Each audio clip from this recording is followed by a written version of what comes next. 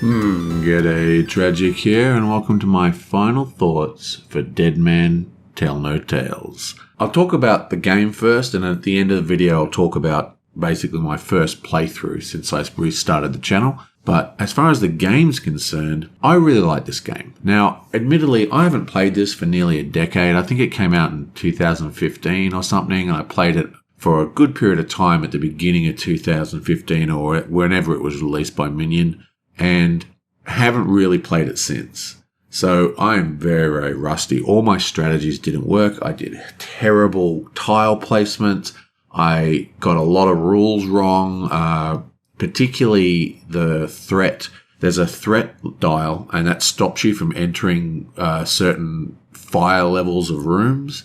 And I think I completely forgot that rule the entire game. I only just noticed it in the last turn. But the real thing that really got me was the tile placement. And what really got me in this playthrough is that I forgot what kind of game this is. And what I mean by that is this is a game where you play pirates attacking undead pirates and stealing their treasure, trying to get off a timer, like a sinking ship. Very, very cool.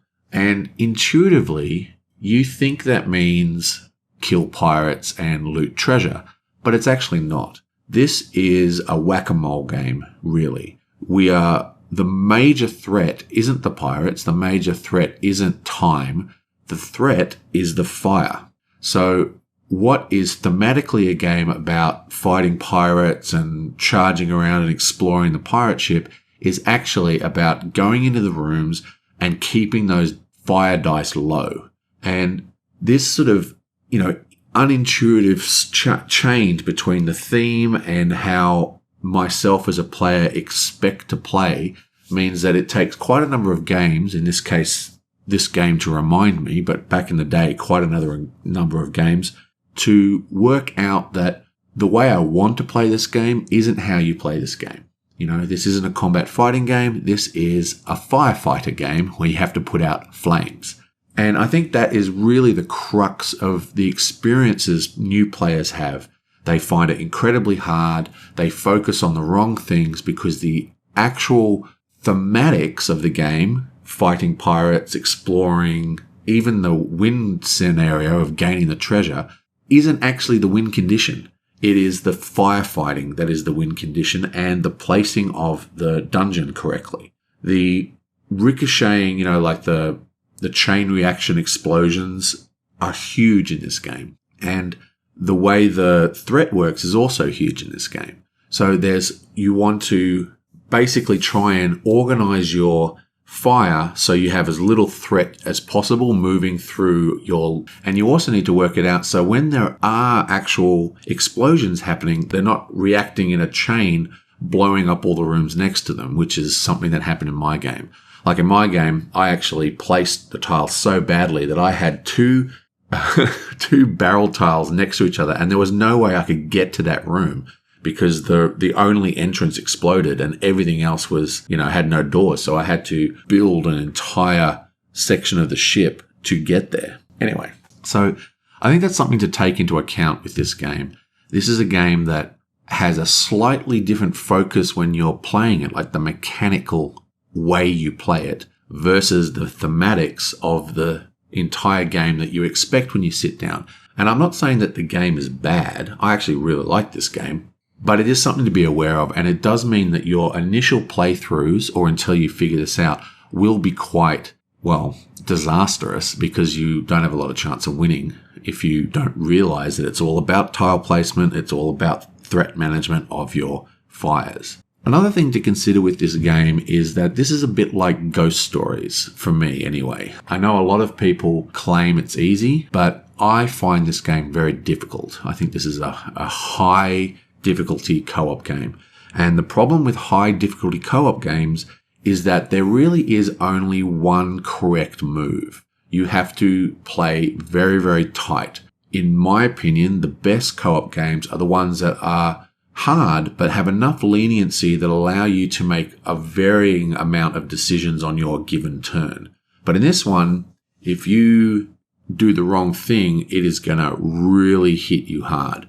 And The problem with that is, in co-op games, is that this can often lead to situations where as a group you're making decisions and the individual feels like they're never making a decision, particularly if they want to do something and the rest of the group thinks it should be done this way, or if you've got a very aggressive personality who wants it done that way, or if you have a whole bunch of people who've never played before and one person who's played a heap of times. This can create an unbalance. And I see this a lot in really hard co-ops, and I think this is one of those games that has that same problem. Now, I think this is a great solo game. It doesn't have a lot of moving parts. There's no big hands you've got to manage, So it's actually quite a good solo game. And it's a great co-op game if you have the right group for it. So all in all, I believe that this to be a very, very good game. I'm not a big fan of the expansion, by the way. I actually have the expansion, but I don't really play it at all. It basically just adds a boss fight to the end of the game, like this extra module. I think the game just doesn't need it, But all in all, I think this is one of those games that if you like a really tight, really well-designed game, then this is the one. This is actually a great co-op, well-designed. It's an alternative to Ghost Stories or Arkham or whatever co-ops you have. It's a cool little co-op, and it's not really as well known for some reason. But it should be remembered that, like Ghost Stories or like Yggdrasil or whatever, there's so little room for error that it can be quite hard to play in a co-op and outside of the solo environment. And even if you are playing well, you're not really playing the game that was sold to you by the cover and by the theme. It looks like a swashbuckling, fighting pirates, exploring a ship thing, but it's not. You're fireman, basically.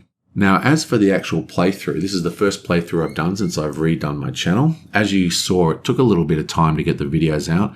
That's because there's a lot of my personal life has changed dramatically since I started making videos 10 years ago. And I just don't have the time. It takes ages to edit these videos together, even with the tricks I'm using now to do less filming. And I've forgotten how hard it is. It is hard. I don't know why, but because I'm thinking about so many things, I'm thinking about what to say. I'll say a big sentence or I'll try and make a joke or whatever. And by then I've forgotten what I was actually originally trying to do with my turn. And it's just so easy. Like the amount of mistakes you make making a video is like about 50 times what you do when you play solo. So, and also I've got the new equipment. So there's been all sorts of weird audio issues. I can't seem to get the audio working perfectly. And so I think that's all going to improve over time. But I think for the most part, the comeback to the channel has been pretty successful. I think I might do a more traditional game for my channel. I might do, like a Mage Knight or even an Arkham Horror or maybe even an Eldritch Horror. I haven't played Eldritch Horror I think I've played Eldritch Horror like 5 times. So that's a very new game to me. So I might have fun playing it. Yeah, I think I need to redo. I want to do another Elder Sign, now that I've got the rules down for that, because that was the first attempt I did where it was all about just learning how to use the new equipment. And that was a shockingly messed up playthrough. So it's a bit of a rough start to the new channel, but I hope you like what's going on, and I will see you guys next time.